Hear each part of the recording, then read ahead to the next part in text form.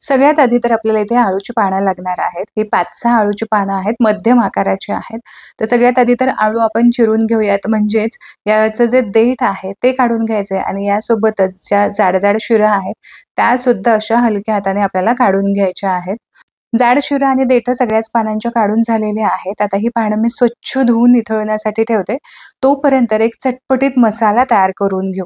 तर यासाठी मिक्सरच्या भांड्यामध्ये आपल्याला घ्यायचं आहे 5 ते 6 लसणाच्या पाकळ्या आणि यासोबतच आपल्या तिखटाच्या अंदाजाप्रमाणे यामध्ये हिरवी मिरची घ्यायची आहे.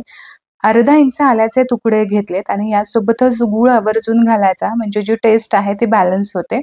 तर एक छोटा चमचा भरून इथे मी गूळ घेतले किंवा गूळ पावडर घेतली तरी सुद्धा चालेल. एक छोटा चमचा भरून जिरं, ओवा घेतलेला आहे आणि यासोबतच चिंच सुद्धा घेतलेली आहे. सुरुवातीला हे सगळं साहित्य आपण पाणी न घालताच वाटून घ्यायचं आहे. तर इथे तुम्ही बघू शकता असं जाडसर ओबड-धोबड वाटलेलं आहे. जिरं, बाकीचे इतर साहित्य जे आहे ते व्यवस्थित वाटायला हवं. हलकसं जाडसर राहिलं तरी सुद्धा चालेल बरं का. पण तरी सुद्धा सगळे असे फ्लेवर्स असे छान मिक्स व्हावेत म्हणून थोडंसं पाणी घालून पुन्हा एकदा फिरवून घेतलेलं आहे. तुम्ही इथे बघू शकता मस्त पेस्ट झाली आहे. थोडीशी जाडसर असली तरी सुद्धा चालेल. सध्याला ही पेस्ट आपण साईडला ठेवूयात आणि आता इथे पानं चांगलीच निथळून घेतलेली आहेत. स्वच्छ धुवून झाली. आता ही पानं आपल्याला चिरण्यासाठी घ्यायची आहेत. तर अशा पद्धतीने मी इथे एक फोल्ड करून घेतलेला आहे आणि यानंतर या पद्धतीने आपल्याला ही पानं मध्यभागी चिरून घ्यायची आहे. तर तुम्ही इथे बघू शकता या पद्धतीने असं चिरून घेतलं, की यानंतर एकावरती एक ही पानं ठेवायची आणि अशी ही पानं आपल्याला चिरून घ्यायची आहेत. आता अळूची पानं किंवा बऱ्याचदा अळूच्या वड्या थोड्याशा खवखव करतात, घशामध्ये अशा खाजल्यासारखं होतं. तर यासाठी अळूची पानं नेहमी लालसर किंवा काळसर अशा देठाची असतात, तीच निवडून घ्यायची. अशा पानांची कोणतीही रेसिपी बनवा तुम्ही, अजिबात खवखवत नाही. आता हे पानांचे जाडसर मधले जे शिरा आहेत, त्यासुद्धा इथे मी कट करून घेतलेल्या आहेत, साईडला काढल्या. आता यानंतर सगळी पानं जुळवून घ्यायची आणि पुन्हा याचे छान बारीक असे तुकडे करून घ्यायचे. पुन्हा ही अळू आपल्याला चिरून घ्यायची आहे. तर मस्त अशी अळू इथे बारीक चिरून झाली. जेवढी बारीक जमेल तेवढी तुम्ही बारीक चिरून घेऊ शकता.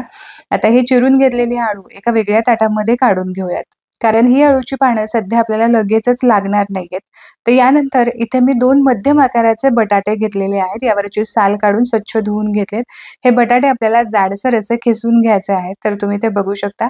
या पद्धतीने इथे मी बटाट्याचा संपूर्णपणे खीस पाडून घेत आहे. अळूच्या मोठ्या 6 पानांसाठी बरोबर 2 मध्यम आकाराचे बटाटे जे आहेत ते पुरेसे होतात. पण अळूची पानं लहान असतील तर एखादाच बटाटा तुम्ही इथे वापरा. हा बटाट्याचा खीस आपण पाण्यामध्ये ठेवूयात, म्हणजे बटाटे जे आहेत ते असे काळसर पडणार नाही. यासोबतच आपल्याला मूठभर कोथिंबीर लागणार आहे किंवा यापेक्षा थोडी जास्त घेतलीत ना तरी सुद्धा चालेल. आता कढईमध्ये इथे मी अर्धा पळी तेल गरम करण्यासाठी ठेवले. तेल चांगलं गरम झालं की यामध्ये आपल्याला घालायचं आहे 2 ते 2.5 मोठे चमचे भरून पांढरे तीळ. हे छान असे फुलू द्यायचे, म्हणजे मग पदार्थामध्ये ना जो क्रिस्पीपणा आहे तो आणखीन जास्त वाढतो आणि खमंग हा पदार्थ लागतो. तर थोडंसं परतून झालं की यामध्ये आपण पाण्यामध्ये ठेवलेले जे बटाटे आहेत ते चांगले पिळून घ्यायचे. खूप जास्त पाण्याचा अंश यामध्ये नको. दोन्ही हाताने पिळून घ्यायचा आणि हा खीस आपल्याला परतून घ्यायचा आहे. पण यासोबतच चिरून घेतलेली अळूची पानं सुद्धा आपल्याला यामध्येच घालायची आहे आणि जी चिरून ठेवलेली कोथिंबीर होती ती सुद्धा यामध्येच आपल्याला घालायची आहे. तर सुरुवातीला आपण जो मसाला तयार करून ठेवला होता तो सुद्धा आताच आपण यामध्ये घालून घेऊ आणि हे सगळे पदार्थ आपल्याला व्यवस्थित असे परतून घ्यायचे आहेत.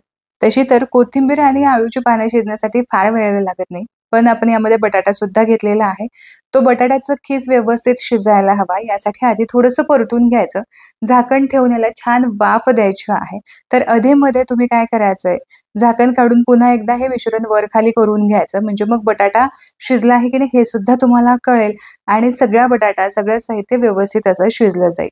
तर बटाटा अगदीच खूप गाळ होईपर्यंत शिजवायची खरं तर गरज नाही. आता जोपर्यंत हे सगळं साहित्य वाफवलं जातंय तोपर्यंत एक बॅटर आपल्याला तयार करून घ्यायचंय.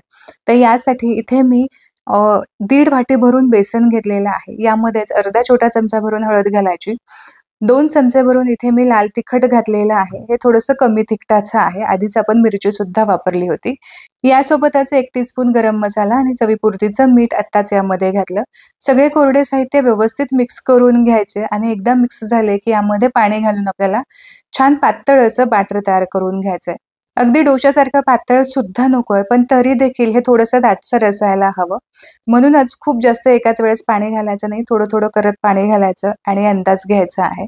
तर तुम्ही इथे बघू शकता व्यवस्थित असं आपलं बॅटर तयार झालेलं आहे आणि याच कन्सिस्टन्सीचं हे बॅटर असायला हवं.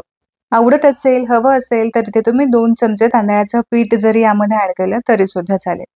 तर इकडे बटाटा शिजला आहे की नाही हे सुद्धा एकदा चेक करून घ्यायचं. बटाटा हलकासा शिजला गेला, की मग आपण तयार केलेलं हे बेसनाचं बॅटर आपल्याला यामध्ये घालायचं आहे. बटाट्यामध्ये सुद्धा पाण्याचा खूप अंश असतो. यामध्ये मीठ घातल्यानंतर पुन्हा पाणी तो रिलीज करत असतो. यामुळे हे बॅटर खूप सुद्धा जास्त पातळ ठेवू नका. आता यानंतर हे बॅटर जे आहे ते चांगले यामध्ये मिक्स करून घ्यायचं आणि चांगला घट्ट गोळा होईपर्यंत हे परतून घ्यायचं. तर साधारण 2-1 मिनिटांसाठी हे मी परतून घेतलंय. पण बेसन आहे ते सुद्धा छान शिजायला हवं, अजिबात कच्चं लागायला नको. म्हणून आपण हे साधारण 2 ते 3 मिनिटांसाठी छान असं वाफवून घेतलेलं आहे. तर पुन्हा एकदा मध्ये ना वर-खाली करून घेणार आहे. सगळं मिश्रण जे आहे त्याचं थोडंसं कढईमध्ये पसरवून घ्यायचं म्हणजे छान वाफ लागते. पुन्हा झाकण ठेवूयात आणि पुन्हा 2 मिनिटांसाठी हे मिश्रण चांगलं असं वाफवून घेऊयात. तर आता हे मिश्रण तुम्ही बघू शकता बऱ्यापैकी कोरडं वाटतंय आणि कढई सोडायला सुद्धा सुरुवात झालेली आहे. घट्ट असा एकसारखा गोळा सुद्धा होतोय. आता यापेक्षा जास्त आपल्याला वाफवण्याची गरज नाही. तर हे बॅटर अतिशय परफेक्ट असं वाफवून झालेलं आहे, तयार आहे. आता इकडे प्लेटला मी तेल लावून घेतलेलं आहे. ताटाऐवजी एखादा ट्रे, टीन सुद्धा तुम्ही घेऊ शकता. तेल व्यवस्थित सगळ्या बाजूने एकसारखं लावून घ्यायचं आहे आणि यानंतर आपण तयार केलेलं जे बॅटर आहे, ते या ताटामध्ये आपल्याला ओतून घ्यायचं आहे. एक लक्षात घ्या, की हे बॅटर थोडंसं गरम असतानाच आपल्याला ही कृती करायची आहे. एकदा थंड झालं, की हे लगेचच सेट व्हायला सुरुवात होते. म्हणून गरम असतानाच व्यवस्थित ताटामध्ये मी हे थापून घेतलेलं आहे. आता फक्त एक 15 ते 20 मिनिटांसाठी हे असंच आपण ओपन ठेवूयात. म्हणजे मिश्रण चांगलं थंड होईल आणि आपल्याला हव्या तशा वड्या यातून पाडता येतील. तर इथे तुम्ही बघू शकता मिश्रण बऱ्यापैकी थंड झालेलं आहे. अजून अर्धवट गरमच आहे, तरीसुद्धा यामधून ताटामधून व्यवस्थित असं हे बाहेर निघालंय. आता हव्या तशा वड्या तुम्ही ह्याच्या कट करून घेऊ शकता. तर मध्यम आकाराचे असे चौकोनी वड्या मी कट करून घेतल्यात आणि ह्या दिसायला खायला सुद्धा बऱ्या वाटतात. या स्टोअर करून तुम्ही ठेवू शकता. हवाबंद डब्यामध्ये फ्रीजमध्ये अगदी 8 ते 10 दिवस छान टिकल्या जातात. हवा तेव्हा तुम्ही ह्या फ्राय करून खाऊ शकता किंवा अशीच ही वडी सुद्धा खायला खूप छान लागते. कारण सगळंच साहित्य आपण व्यवस्थित शिजवून घेतलेले आहे. आता इथे आपण थोड्याशा तेलामध्ये या शॅलो फ्राय करून घेणार आहोत. किंवा या वड्या तुम्ही तळून घेतल्या तरी सुद्धा चालेल. या बटाटा आणि आळूच्या पानांच्या वड्या ना इतक्या खमंग लागतात आणि छान कुरकुरीत होतात आणि तितक्याच त्या स्वादिष्ट सुद्धा लागतात. दोन्ही साइडनी उलट-पलट करत आपण ह्या वड्या चांगला रंग येईपर्यंत परतून घ्यायच्या आहेत. म्हणजे आतमध्ये पर्यंत व्यवस्थित असा क्रिस्पीपणा येतो. वरून ना मी नेहमी अशा पद्धतीने वड्या होत आल्या की कढीपत्त्याची पानं घालते, की जेणेकरून कढीपत्त्याचा स्वाद सुद्धा या वड्यांमध्ये छान येतो आणि ही कढीपत्त्याची पानं छान कुरकुरीत होतात. वड्यांसोबत ही खायला सुद्धा खूप भारी लागतात. एकदा तरी तुम्ही या पद्धतीने वड्या नक्की ट्राय करून पहा. फार वेळ सुद्धा लागत नाही. वाफवण्याचं अजिबात टेन्शन नाही आणि यामुळेच या वड्या पटकन तयार होतात आणि त्यापेक्षाही जास्त खमंग लागतात. तर आशा करते, की आजची ही आळू वड्यांची वेगळी रेसिपी तुम्हाला आवडली असेल. रेसिपी आवडली तर व्हिडिओला लाईक जरूर करा. तुमच्या मित्र आणि परिवारामध्ये ही रेसिपी नक्की शेअर करा. पुन्हा भेटूया अशाच एका खमंग रेसिपी सोबत. तोपर्यंत स्वस्त राहा आणि मस्त मस्त खात राहा.